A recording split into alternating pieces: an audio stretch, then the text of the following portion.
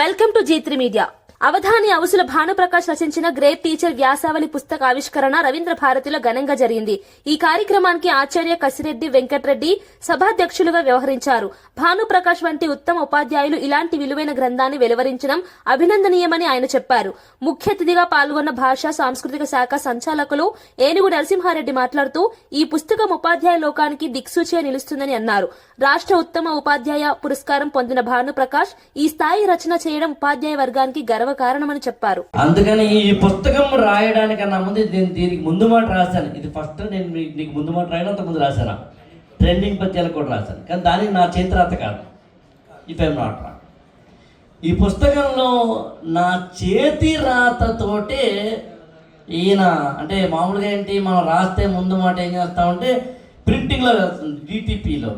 ఈయన అలా కాకుండా నా చేతి రాతనే నేను రాయడానికన్నా ముందే అడిగాడు అతను, ఏమంటే మీరు రాసింది రాసినట్టుగా వేస్తాను సార్, మరి నా చేతి రాత అందంగా ఉంటుందని అప్పటికే అతనికి తెలుసునేమో నాకు తెలియదు. యాక్చువల్గా నేను మార్నింగ్ తెల్లారగట్ట 3:30 కూర్చుని, మీరు నమ్మరండి, పెన్ను పెట్టి పెన్ను తీశాను అంతే. ఇది ముందు మాట. శ్రీశ్రీ మహాప్రస్థానంలో కవిత ఓ కవిత నా యువకాసల నవపేసల సుమగీతావరణంలో అంటూ రాసిన పద్యం అలా మొదలుపెట్టి ఇలా రాస్తాడు చివరి వరకు. అలా రాశాను యాక్చువల్గా. అయితే నేను అంటే ఎక్కడా కొట్టివేత ఉండదు, అక్షరం మార్చడం లేదు, అక్కడ నుంచి ఇక్కడ వరకు అసలు ఎక్కడ మార్పు కానీ చేర్పు కానీ ఏమీ లేదు. పైగా చేతి రాత వేస్తాడని ముందే తెలుసును కాబట్టి అందంగా రాయాలి, లేదా DTP చేసేది కాదు. దానికి కారణం ఎవరు అంటే నా తెలుగు టీచర్. అందుకని ఆయనకి నమస్కారం. నా తెలుగు టీచర్ నాకు తెలుగు మాత్రమే నేర్పలేదు.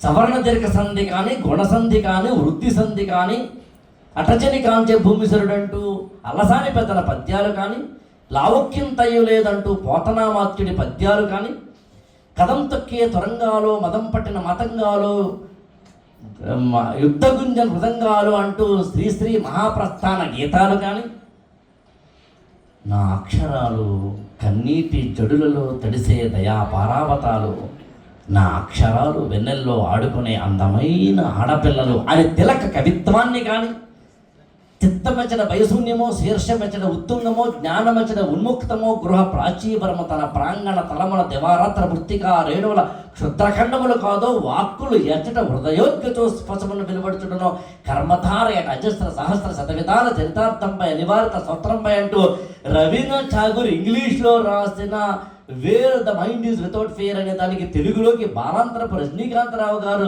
సంస్కృతమా అనిపించేలాగా ట్రాన్స్లేట్ చేసిన పద్యాలను నాకు చదివి వినిపించిన నా తెలుగు టీచర్ లేకపోతే నేను ఇవాళ లేను.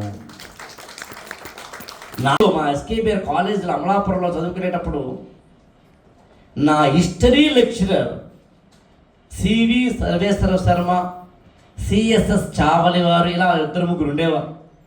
అందులో చావలి సుబ్రహ్మణ్యం అనే CS అనే ఫిజిక్స్ లెక్చరర్ పాఠం చెబుతూ ఫిజిక్స్లో ఉన్న ఏవో థర్మోడైనమిక్స్ మరొకటో చెబుతూ E=mc² గురించో న్యూటన్ థర్డ్ లా గురించో చెబుతూ అలా క్లాసులోంచి బయటకు వచ్చేసి, ఫిజిక్స్లోంచి బయటకు వచ్చేసి అది భౌతిక శాస్త్రమా భౌతిక శాస్త్రమా అనిపించేలా ఉండేదాన్ని నుంచి బయటకు వచ్చేసి అసలు జర్మన్లో ఉన్న బెర్లిన్ వాల్ గురించి, ఆ గోడను కొలగొట్టిన విధానం గురించి, చైనా వాల్ కట్టిన విధానం గురించి, అక్కడి నుంచి అటు తిరిగి మళ్ళీ అయోధ్యలో ఉన్న మసీదు నిర్మాణము, కూలగొట్టడము, మరో దాని గురించి, దాని వెనకాల ఉన్న కరసేవకులు, దాని గురించి మరోటో. అసలు ఫిజిక్స్ చెప్పాడా, ప్రపంచ జ్ఞానం చెప్పాడా, జీవితాన్ని చెప్పాడా అంటే నేను తూకం వేయలేను, కొలమానం చేయలేను. అలాంటి టీచర్లు. ఉపాధ్యాయుల్లో ఒక గొప్ప చైతన్యాన్ని నింపడానికి, ప్రేరణ నింపడానికి, విద్యా వ్యవస్థను బలోపేతం చేయడానికి, ఒక పాజిటివ్ దృక్పథం అనేటటువంటిది అందరిలో ఆవహించడానికి గ్రేట్ టీచర్ అనేటటువంటి పుస్తకాన్ని ఆవిష్కరించడం జరిగింది. ఈ ఆధునిక సమాజంలో ఉపాధ్యాయులు ఎదుర్కొంటున్నటువంటి సవాళ్లతో పాటుగా వాటికి పరిష్కారాలను కూడా అందించడం జరిగింది. ఈ వ్యాస పరంపరలో 14 వ్యాసాలతో పాటుగా 80 కోణాల్లో ఉపాధ్యాయుని చూపడం జరిగింది. ఇవాళ ఆచార్య కసిరెడ్డి వెంకటరెడ్డి గారు పెద్దలు, అట్లాగే తెలంగాణ భాషా సాంస్కృతిక శాఖ సంచాలకులు ఏనుగు నరసింహారెడ్డి గారు, ఆకెళ్ల రాఘవేంద్ర గారు, ఇతర సాహిత్య విద్వన్మూర్తులందరూ ఈ కార్యక్రమంలో పాల్గొన్నారు, ఆవిష్కరించారు. అందరికీ ధన్యవాదాలు. అందరికీ నమస్కారం. గ్రేట్ టీచర్ బుక్ గురించి చెప్పాలంటే విద్యా వ్యవస్థలో ఉన్న ప్రతి ఒక్క కోణాన్ని రచయిత అయిన భానుప్రకాష్ గారు చాలా చక్కగా వివరించారనమాట. తను ఎంపిక చేసుకున్న 14 వ్యాసాలు ఉన్నాయి అందులో. సో ఆ వ్యాసాలలో తను వివరించిన విధానం ఎట్లా ఉందంటే, ఒక టీచర్గా ఏ అంశాలని మనం దృష్టిలో పెట్టుకుంటే మన విద్యార్థుల దృష్టిలో ఎప్పటికీ నిలిచిపోతాం అంటే నిరంతరం మనమే ఒక విద్యార్థిగా ఉండాలి. 21st సెంచరీ స్కిల్స్ డెవలప్ చేసుకోవాలి. ప్రజెంట్ వస్తున్న టెక్నాలజీని మనము మన బోధనలో భాగంగా చేసుకోవాలి. పిల్లలకి సబ్జెక్ట్ అంటే కష్టంగా కాకుండా ఆటపాటలతోటి, దాని తర్వాత రకరకాల పుస్తకాలతోటి మన కల్చర్ని, ఆర్ట్ని, దాని తర్వాత టెక్నాలజీని అన్నీ ఇంటిగ్రేట్ చేస్తూ బోధించాలని చెప్పేసి, అలాగే ఒక టీచర్ అంటే టీచర్గా మాత్రమే కాకుండా ఒక కౌన్సిలర్గా ఉండి విద్యార్థులకు ఎదురయ్యే సమస్యల్ని మనం ఎట్లా పరిష్కరిస్తూ వాళ్ళలో అభ్యసనాన్ని పెంపొందించాలి అనే అన్ని విషయాలు చాలా చక్కగా వివరించారు. సో గ్రేట్ టీచర్కి ఉండాల్సిన అన్ని క్వాలిటీస్ దీంట్లో ఒక్కొక్క వ్యాసంలో ఒక్కొక్క రకంగా ఒక 80 అంశాలని తను ప్రస్తావించారనమాట. సో ఇది అందరూ టీచర్లు చదవాల్సిన ఒక మంచి పుస్తకం.